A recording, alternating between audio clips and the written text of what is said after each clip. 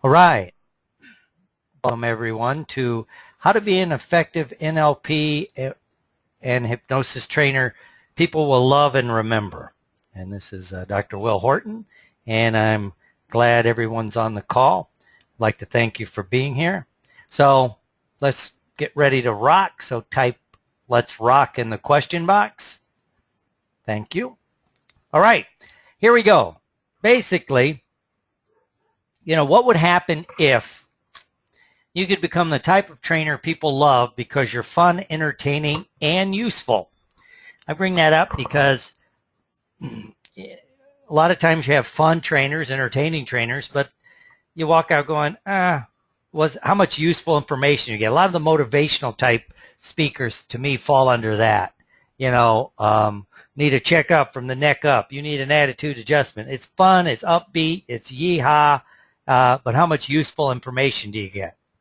But what if you could do all three? And a lot of times you get trainers that give very useful, great information, but it's, oh my God, it's like pulling teeth sitting through their training. So what happened if you could do both? Because it's no secret, most trainers and speakers do not do well, in their business and effectiveness. They lose their audiences. They fail to connect. And here's a big one. They cannot transfer information. So they have the information, but they can't transfer it to most of the people in the audience effectively. And they don't know how to teach to multiple levels. This is a big one because, as hypnosis and NLP people, we should be the ones focusing on this, but a lot of people don't. They skip this part. So what's commonly tried is, number one, I've heard people, I'm going to give information overload, because with the thinking that if I give them 200 times more information, they'll remember 100. It doesn't work that way. There's that fine balance between overload and too slow, right? They try telling jokes. When I'm doing a trainer's training, we talk about humor. That's the first thing people say is, I can't tell a joke. I always say, good. Jokes can lose audiences quicker than anything, but you need a great sense of humor. There's a difference. They model other speakers or other trainers incorrectly. They model them, but they're not doing the things that really would make them effective. They use too much jargon speak, especially early on in a training. NLP guy will start talking about doing a transderivational search. And the audience is, like, what? They may not say it out loud. Every once in a while you're looking up to have a person in the audience that'll actually say what, but they get caught up in the jargon speak because, they're used to the jargon, but the audience doesn't understand it. Or they use canned approaches, and a canned approach might be taking what another trainer or speaker does and scripting it almost verbatim and then trying to do that. And why that doesn't work? Well, first of all, if you use jargon speak, you're maybe starting too complex, right? So that happens when trainers, speakers, that they want to appear smart. I'm always thinking of, there's a couple guys that are always on TV. One's a PhD in theoretical physics. He's at Harvard. And I can't think of his name. I can picture him. I'm a picture guy. And same with a guy that's got a couple of PhDs, one in astronomy and also physics.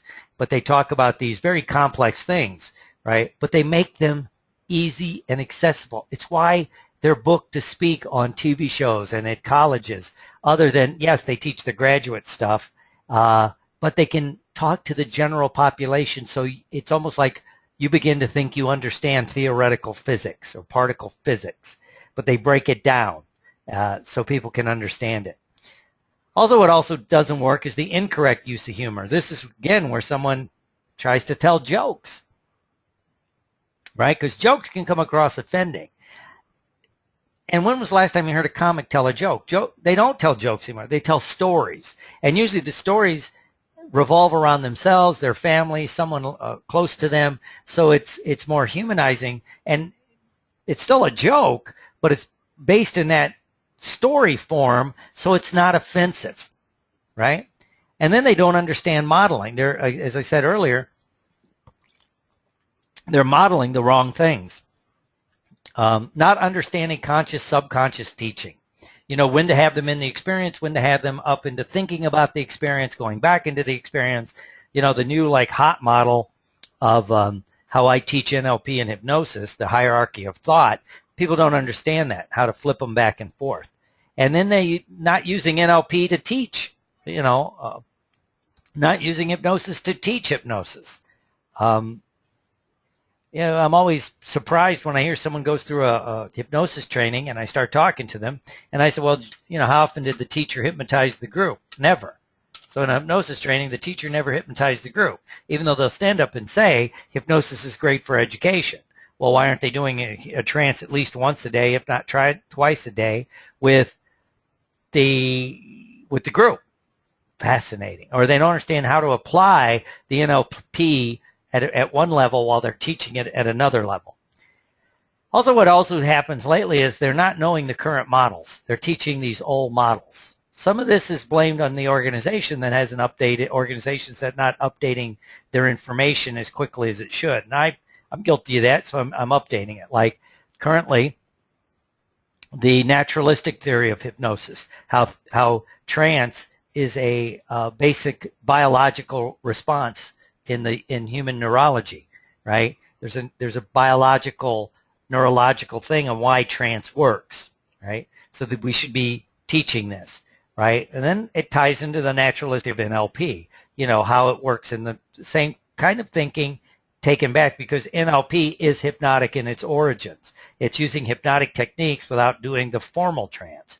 But again, in the naturalistic theory of hypnosis, you know, for eons, you know, how information was passed down as hunter-gatherers in a tribal society, in a group society, was telling stories, especially around a campfire. So it's kind of trance-like setting. So people weren't formally going into trance. Yes, you had subgroups that went and practiced meditation and trance and things like that, you know, alternative states. But then you also had the more waking hypnosis with storytelling, how they taught their children, you know, with the modeling, things like that. So this is how NLP should work, is naturalistic also, right?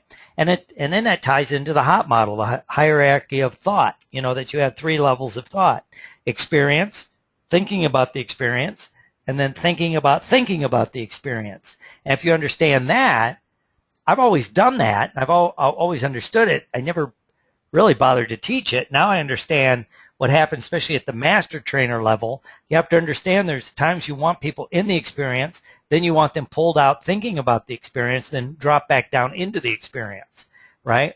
What happens, depending, is people stay stuck in the experience. I am angry. I am confused. They don't go back to the next level up of I'm thinking about I'm confused or I'm angry.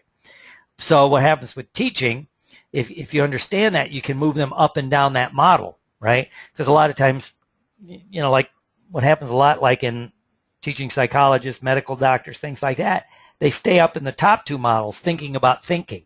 They never want to do the experience, right? So you have to know when and how to move them up and down that. So here's what you need to do in 4 steps. Understand conscious, subconscious teaching. And with that, realize one of the most important things that you're teaching your audience, especially if you're training NLP and hypnosis or any basic skill set, isn't just the skill set. It's the thought processes about that skill set. You know, then you have to understand seminar, speech, workshop, boot camp, you know, because you have to understand what you're teaching at each level, how much, you know, a lot of this could be based on time, right? And also what can you do in each one, right? And then also how to understand correct modeling. You're modeling the correct things in these elite trainers. And then you really have to be able to step back and learn from theater, magicians, and movies, right? Go to plays, go to movies, watch magicians, comics. I should throw comics up there, right? Because again, what also begins to happening with a lot of the people that get more and more into NLP, they stay up in the thinking thing. They never want to go experience anything. And they don't go to movies. They don't go to plays. They don't go to comics. They don't go to theater. So again, it shuts down your reference point of what you can talk about, right? I mean, and it doesn't make you as interesting. Let's be flat out honest, right? Again, those two guys, one's Degassi. Anyway, those guys that are so brilliant talking about theoretical physics and theoretical astronomy and the things they're doing, it's fascinating, but they're always referencing current information, current movies, current this, current that, and it makes them relevant. It makes them updated, Again, one of the ways,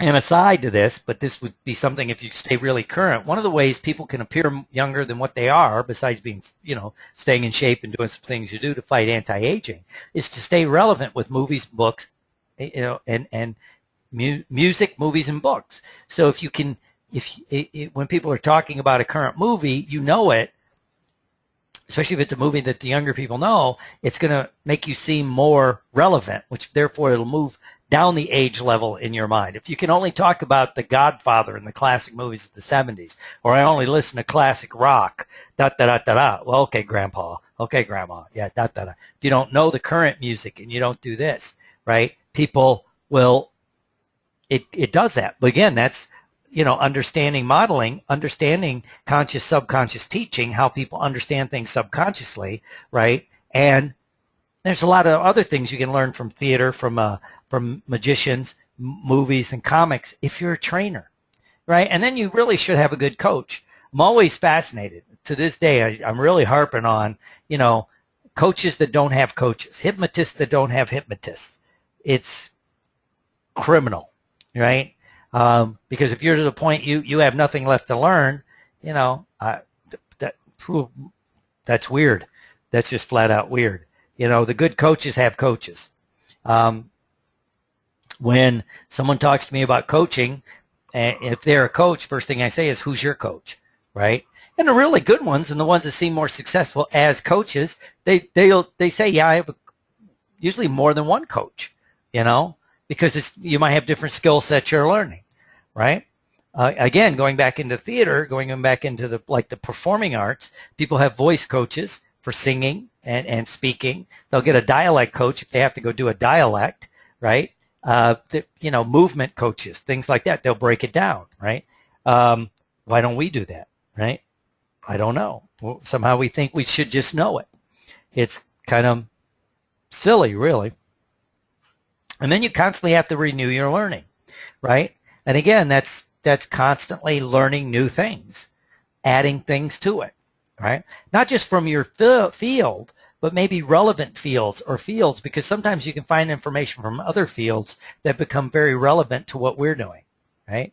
For what we do, there's more and more stuff coming out about the neurobiology, about biology and mind mapping and the physical side of things that really impact us in the hypnosis and the NLP world. Are we using that, right? Also, you got to constantly renew your learning because, again, it makes you seem more relevant. I always think of personal trainers, physical trainers. I was just having this talk with somebody as a personal trainer, and, how when new information comes out, how it changes the whole paradigm of how they train, and you could tell how when someone was trained, if they won't move off that paradigm, right? Like the one thing people say, oh, you have to do certain things to confuse your muscles. Well, actually, your muscles don't think. They react to stress loads. Now, understand if you're actually saying you need to change the stress loads to affect your physiology, but, it's lack of correct information. So the first thing you have to do, the first step would be the conscious teaching, right? You have to do the conscious teaching. So you have to understand what you're teaching consciously. But you have to also realize what you're subconsciously teaching is the beliefs that sets the attitudes. So if you want them to do something consciously, a skill set, hypnosis, NLP, a sales thing, it's what is the skill set you're installing beneath that, do you want it to be easy and natural, or Do you want your audience to think you're brilliant so that you make the training so damn hard and confusing nobody gets it, right? It's kind of like the story I always tell is a guy was in class and the teacher was bragging, at the first day that class to work really, really hard. They might get a B. They might get a B plus because he's never given an A. And he was bragging about it, and he went on for a while, and finally someone, the story, when I tell this story, I don't know if it's a true story, but it's a great story to illustrate what we're doing. I always tell the story. It was somebody that was a college class, freshman class. And so, the class is sitting there shaking in their boots. And they had someone in the audience that was a veteran who'd seen, combat. So they they have a different skill set, right? And the gun went through. Finally, they raised their hand. And yes, what's the question? I thought I made myself pretty clear. Yeah, I just want to clarify, Professor, what you're saying is you're incapable of teaching at an A level, right? Which, boy, and then they had a talk afterwards. This guy had been the way I would tell the story, because it seems true. He goes, as military, you train your people to do better than you because your life may depend on it, right? And, you're not going to make it if you can't train it, So, but what beliefs and attitudes, do you want them to be fun? Do you want your trainings fun, right? Well, if you want your people to have fun doing the hypnosis and the NLP, you have to subconsciously install that. And then you need to use NLP and hypnosis to teach it at 2 levels, right? They don't have to know that you're doing it. So you have to be good enough to be 1 or 2 or 3 steps ahead of them. And that's teaching the multiple levels, the subconscious, the belief, the attitude level, as well as the conscious level, and then weaving it in. The second step you need to do is understand the speech, a seminar, a workshop, and a boot camp, right? And like a speech is short, like the keynote speech. What are you going to get it through in a speech, right? Depends on the time frame. But again, that is where the only time a little bit of maybe motivation might be good, right? But the really good ones are motivation with 1 or 2 steps you can actually take to give you that motivation, to get you over the hump, right? If it's just like overcoming adversity speech, which is nice, but if they don't tell you how they did it, right? What did they do that is so amazing? How did they do it? Not just what they did, but how did they do it? That you can do in a speech. Now, in a seminar, that can be from,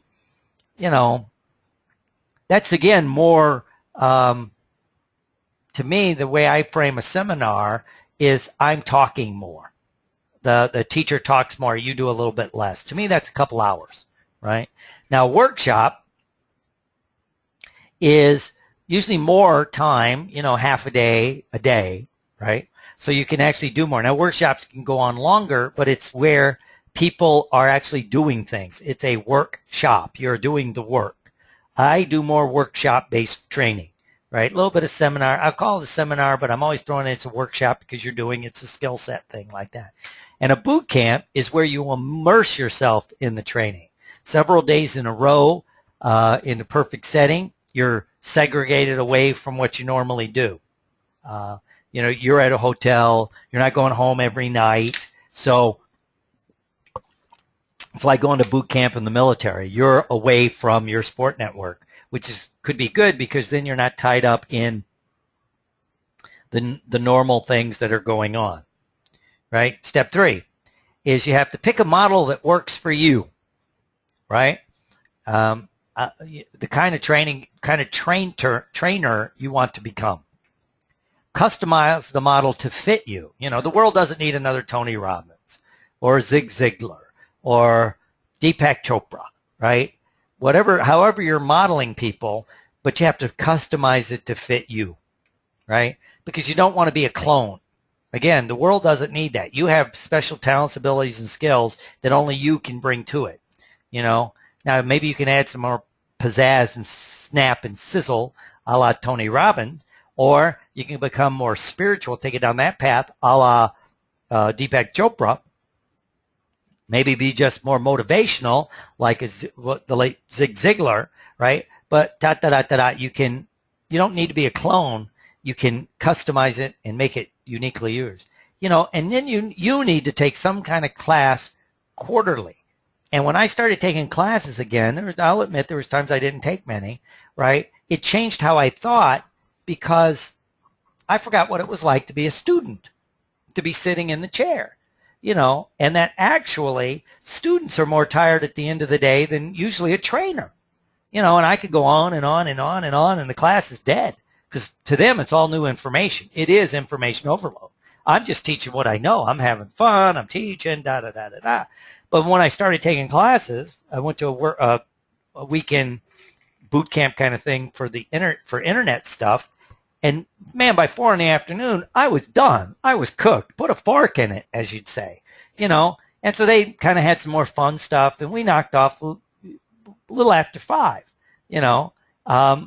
because again, subconsciously our brains are set to certain time frames, and a lot of us are set for like some reason, maybe an 8-hour workday, and then your brain begins to shut down, right? And again, if you come from an entrepreneurial background, it's different. You work a lot more, you work more hours, you do different things. But when I started taking classes, it made me realize what it was like to be a student, which is a valuable tool. Like the best martial arts teachers I know also take a lot of martial arts classes from other people in skills they don't know. So they're reminding what it's like. 4th step, you have to understand theater. The opening, the body of whatever you're doing, and the close, the climax, and the wrap up, right? Theater works on that on multiple levels, which works for us, in as a trainer. When you go see a play,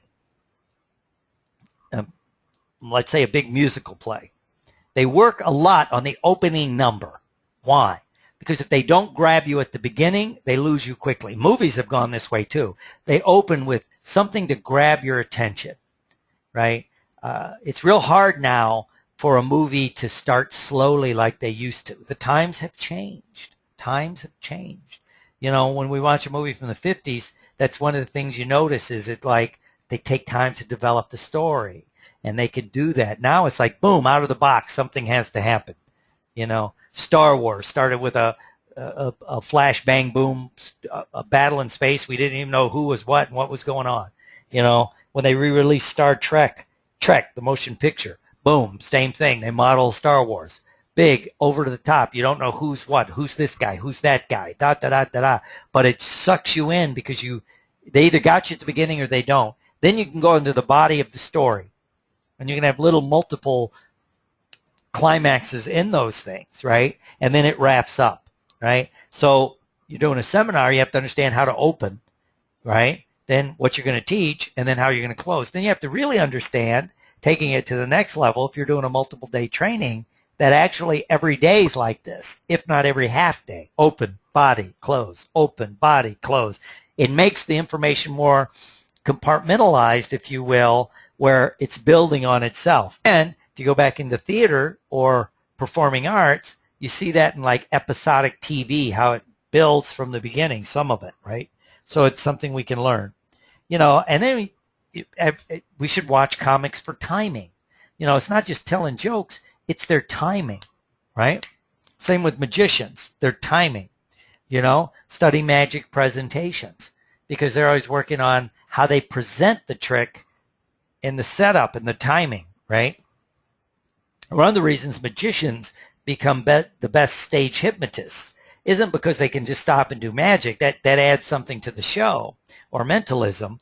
It's the fact, especially if they've been a magician for a few years, one of the first things you have to learn is how to get out when a trick goes bad, because sometimes tricks go bad, right? So you move on. You watch them really do it. They don't, and again, so they take that into doing a stage show, where if a bit, one of your skits doesn't work, you keep going. You don't try to make the skit work. You don't beat up the audience with the skit. You go, right?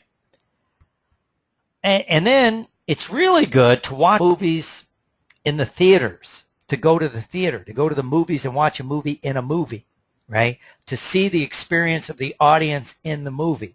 Not just the movie, but have the audience, people say, I only watch them on Netflix, right? Well, that's in your comfort zone. You're not stepping into a neutral zone or into their house. When you go in to see a play in a theater, it's more effective than watching it at home, right? It's why sometimes when they just film a play, it doesn't transfer when you watch it.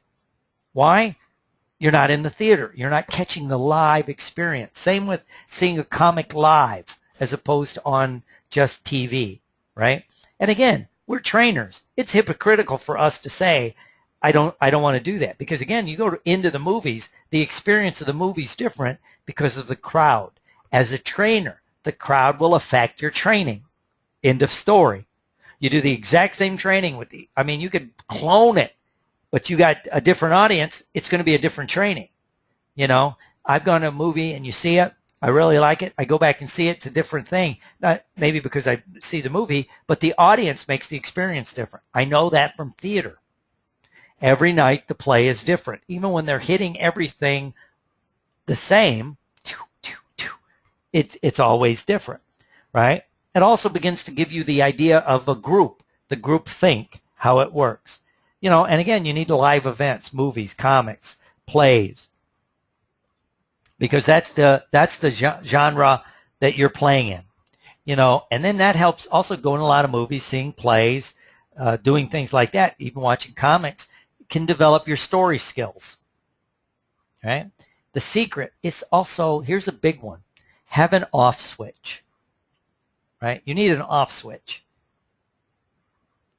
This will help you in ways I can't describe. So you need to be able to meet people and never say what you do.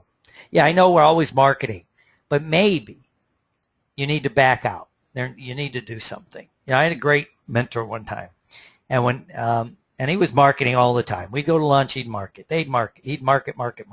Because hypnosis is a fascinating subject. People wanted to talk about it. Great.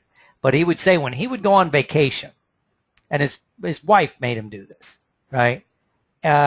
He couldn't say what he did for a living. He would get other people to talk about themselves.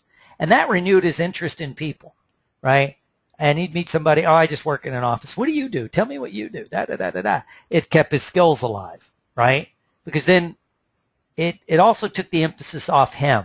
So he didn't start, as I always say, about having an off switch. It helps you stop believing your own BS, right? Because with our skill set, one of the things that happen, and especially you're becoming a trainer and you move up the scales, you start having a lot of students, a lot of people who love you and they think you're great. And pretty soon, majority of the people you're hanging out with are just your students. You don't have peers. It basically makes you nuts, I think, right? You start believing your own BS, right? And then you cut out your peers. The other part of the secret I don't think I put on here is you need people that you consider your equal and or your superior. And maybe not the skill set. You could think you're the world's best at one or two things, but you got to have people that you say, I admire their work. It's not my kind of thing, but my God, they're good at what they do, right? It keeps you in that humility zone where it stops you from believing your own BS, and then you meet people, they don't know you're a hypnotist. You know what? I have a friend, he's becoming a hypnotist. What do you know about hypnosis? Boy, I've done this, and it's fascinating the results you get, right? It's fascinating. And you find out that a lot of what people say is true is not necessarily true, still people saying, if you're in certain areas, Bible Belt, this or that, people don't like hypnosis. Yeah, they do. They don't know about it. They'll say it's interesting, don't know much about it. It's fascinating. It has evolved past the, it's of the devil. No, that's our belief set, and we'll install it in people. When you just ask people neutral, you might be surprised what you hear. Then you need to get a good coach because you need outside insight into what you're doing. You can't judge the show from the inside. I'm currently directing a play, and I had to guide one of the performers in it, and it had to do with how a costume went there. I was saying, you don't see it from my viewpoint, I'm just telling you how it looks from out here. And this is what you want. You want my viewpoint from out here, the audience viewpoint. Doesn't matter what you think. It doesn't matter your intention up on the stage. I can just tell you what I'm seeing isn't working, right? Because you can't judge the show from the inside, right? It's hard to direct yourself in a play. When I say that, sometimes people go, yeah, well, all these, they'll stay movie stars. Well, movie, you film it, you can watch it, tweak it, refilm it. You can't do that in a play, right? Here's what I want you to have. I want you to, number one, have a number one result is conscious, subconscious insight. Know that you're teaching to multiple levels. The skill set you want to teach. Okay, if you want to teach the visual squash, what subconscious insight do you want the person to have when they're doing it? Okay, you need to set up the subconscious so they know how to like look for the cues so they can see when it's appropriate to do like a visual squash. You know, number two is to be a good coach at all four levels. You know, conscious, subconscious, belief, and attitude. Right? You need to pick a good model or have a couple of different models that you can use to help peak your skills. You know, you need to understand the theater model, how to open the body of the work and the close, how to set it, how everything impacts it. Right? So introducing. I do NLP boot camps, as you all know. I believe these are the best courses on NLP anywhere. And here's why. It's different than anything you've seen available today with over 25 years of experience doing it, and it's being upgraded constantly. And if you don't have this course, then you'll never truly excel in NLP and hypnosis, and you can get started soon. I'm doing an all-new basic NLP. I've really tweaked it a lot in the last year. And I'm going to do one in early 2015 in Florida. Might do one in Chicago, but in Florida to refilm it. And it's going to have a lot of new material. Well, it's still the basic material, but the research behind it, why it works, how it works, and it'll be much different. So it's all new, right? It's going to be, the course is going to be $19.95. It'll come with a free home study course, a coaching session, a special bonus, which I'll announce later. So the value of that would be $3,442, right? When I launch it, it's going to be $977. So you can come down, take the training, if you haven't already, for $977. The Master NLP will be coming also in 2015. Again, it'll be $19.95. That's the value. It'll have a home study course because I'm filming it. You'll get the home study course. It'll have a coaching session. It'll have a special bonus. So again, same price, $3,442 for, and that will be in Venice, Florida, and also the Ontario Hypnosis Center in Ontario. Same thing. That'll be $1,500 Canadian. And I'll do the master course, $1,500. If you're already a practitioner and you've already taken my trainings and you want the updated training, and audit's available, you have to call me for that, and it'll have a special audit price. And then I'm doing the NLP NGH Trainers course. The next one is November 17th through the 21st, 2014 in beautiful Venice, Florida. Cost that course is $19.95. You're also going to get some home study courses to review in case you want to review the basic and the master NLP, so you can get your double whammy. You'll get a coaching session included in that. You'll get a free course to be named later. So the value is $4,600, roughly $4,637. Cost is only $19.95. So you get all of that for way under half. And then I'm going to have an NLP Master Trainers course. It's a total immersion into NLP. It makes the skills natural and subconscious. The first one up is Kuala Lumpur, Malaysia. And it's $39.95. The usual course is $39.95. I'm going to do that one for $19.95. That's December 6th through the 6th, 7th, 8th, 9th, and 10th in Kuala Lumpur, Malaysia. I'll do a Master Trainers course in Florida in the very first quarter here in Florida. And that'll be for $19.95 also. So go to www.nfnlp.com if you want information, or call me, and the contact information's there. Without the NLP boot camp mentality. You're stuck in place. If you're a trainer and you haven't done it lately and you need to reboot, you stay stuck in place. You don't understand the conscious subconscious conflict of why it's stopping you from being that elite trainer. No understanding of the theatrical teaching model. With it, you get great skills, a deeper understanding, access to top new information, the best of you, and you conscious and subconscious become aligned. And if the one in Florida, there'll be a breakthrough because we're going to do the trapeze experience. So what to do? Go to nfnlp.com and register now for the trainer's course if you want to come down for that. If you want to audit it, if you're already a trainer, give me a call. We'll figure out what the audit's going to be for you. That's customized. You know, if you haven't become an NGH trainer yet, you can call the NGH. We can set it up. And so then you can get a double whammy. And if you've been an NGH member for over a year, you become an NGH certified instructor as well as an NLP trainer. Or you call at 941-408-8551. Email at nfnlp@aol.com. And so the offer is limited, so go ahead and do it right now. And I'd like to thank everybody for being on the call. I didn't video this one. I didn't have the video on because of a couple of issues that I'm working on with the computer and things like that. So I'd like to thank you all for part of it, and I wish you the best as you trudge the road to happy